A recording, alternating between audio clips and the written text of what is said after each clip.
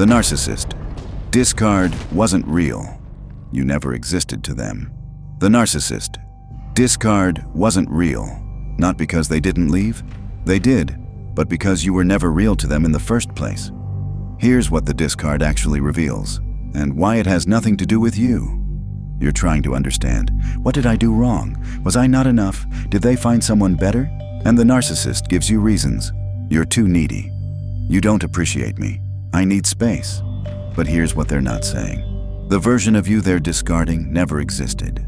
You were a character they wrote, a role they needed filled, supply in human form. When you got discarded, it wasn't you they were leaving.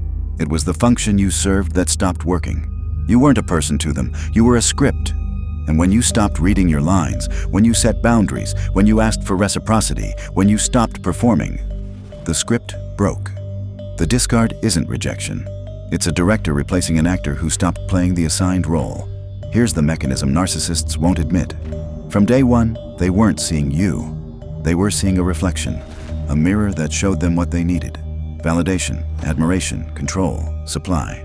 When you love-bombed them back, you confirmed the reflection. When you forgave their mistakes, you maintained the reflection. When you adjusted yourself to keep the peace, you polished the reflection.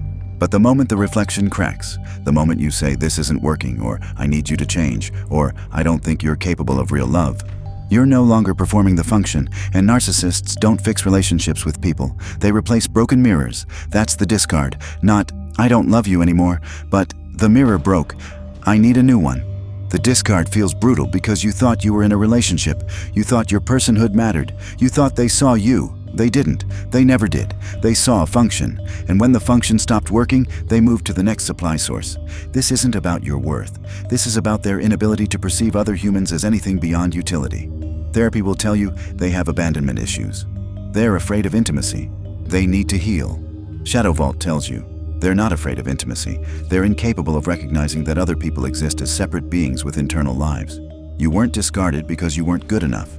You were discarded because you started existing as a person instead of a function. The moment you had needs, opinions, boundaries, you became real. And narcissists can't relate to real people. They can only relate to reflections. Here's the forbidden truth therapists won't say. The discard is proof you evolved past their capacity. You became too real for someone who only relates to performances. That's not your failure.